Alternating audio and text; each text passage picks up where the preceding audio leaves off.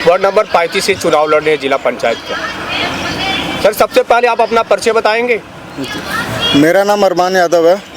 मैं ward number 35 Salempur पश्चिमी से जिला पंचायत सदस्य का प्रत्याशी हूँ और पूरे प्रदेश में हम एक संगठन है इंडियन रिफॉर्मर्स ऑर्गेनाइजेशन, जिसे IRO बोलते हैं।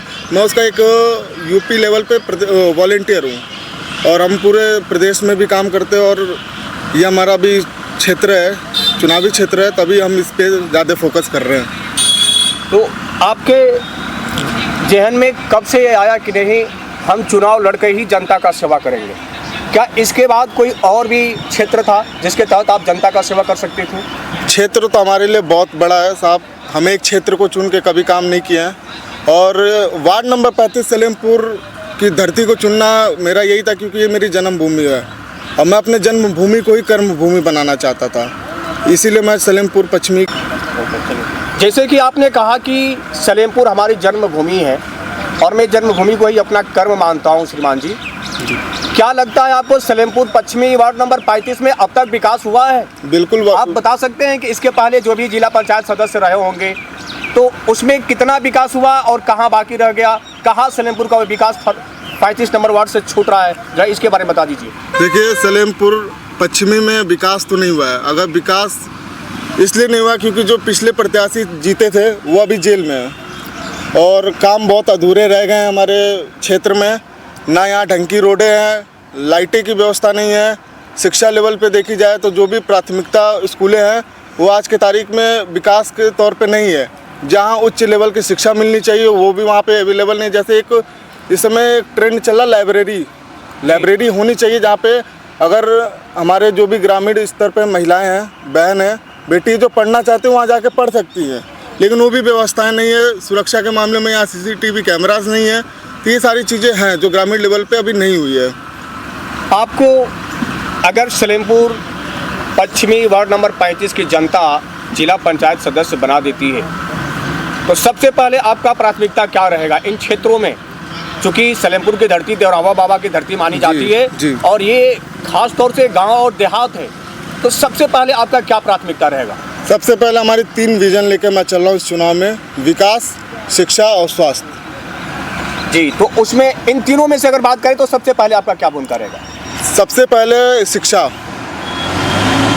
क्योंकि आज की तारीख में आप देख लीजिए उत्तर प्रदेश सरकार द्वारा जितनी भी सरकारी स्कूल हैं उनको बंद करने का काम किया जा रहा है। तो सबसे पहले तो हम लोग प्रयास करेंगे, क्योंकि ये मुद्दा ग्रामीण लेवल पे ही उठना चाहिए। सरकारी स्कूल में ग्रामीण क्षेत्र के ही बच्चे जाते हैं, कोई बिजनेसमैन या कोई बड़े पद पे बैठे वाले व्यक्ति के बच्चे नहीं आते हैं। तो ये ग्रामीण मुद्दा है, तो कहीं ना कहीं ये प्रधान, BDC और जिला पंचायत सदस्य जो भी है, इनको इस मुद्दे पे आवाज़ उठाना चाहिए था। हमारा मेन यही विषय रहेगा, शिक्षा पे काम करेंगे हम। अरमान जी, चूँकि आप क्षेत्र में उतरे हैं जी, तो और भी लोग आएंगे प्रत्याशी जी, और आपको पता भी होगा जो लोग भी लड़ेंगे। कैसा लग रहा है आपको? क्या लग रहा है, कहाँ तक आप हैं, कहाँ तक वो लोग हैं?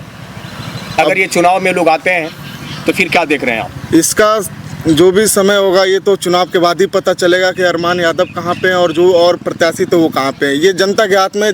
यहाँ मैं अभी बड़ी बड़ी बातें कर दूंगा, फिर जनता कुछ और ही तय कर ले, ये तो हमारे हाथ में नहीं है। बट हमारा काम है संघर्ष करना।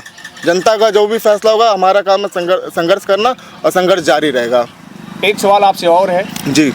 गणतंत्र दिवस जो है नज़दीक है। आज हम लोग बैठे हैं यहाँ पर 18 को और 26 जनवरी पास से हम लोग का है। तो सलेमपुर के पश्चिमी वार्ड नंबर 35 की जनता के लिए आप क्या संदेश देना चाहते हैं गणतंत्र दिवस के अवसर पर? गणतंत्र दिवस कहीं ना कहीं ये हमारे एक संविधान से रिलेटिव चीज़ है, जिस दिन हमारे रिपब्लिक डे के तौर पे भी माना जाता है। और गणतंत्र दिवस के दिन कोई हमारा वैसा कार्यक्रम तो नहीं है और मैसेज एक ही चीज़ जाएगी कि देशभक्ति एक दिन नहीं होनी चाहिए। देश के प्रति जिम्मेदारी हर दिन और हर समय, हर टाइम होना चाहिए। तो गणतंत्र दिवस एक स्पेशल डे नहीं होना चाहिए हमारे लिए। देश के प्रति काम करने के लिए हर एक दिन स्पेशल होना चाहिए। जो भी भावना मिले, जो भी समय मिले, जिस तरीके से देश की सेवा करने का मौका मिले, सक्षम रहना चाहिए। और पश्चिमी में मैंने अभी आपको थोड़ी देर पहले बताया था कि यहाँ पे कई ऐसी चीज़ें जो अभी हुई नहीं है। शिक्षा, स्वास्थ्य, रोजगार तो मैं नहीं कह सकता, ये हमारे हाथ में नहीं रहेगा, लेकिन रोजगार के लिए आवाज़ उठाना हमारा अधिकार होगा। हम उसके लिए सक्षम रहेंगे। और एक हमारा एक सबसे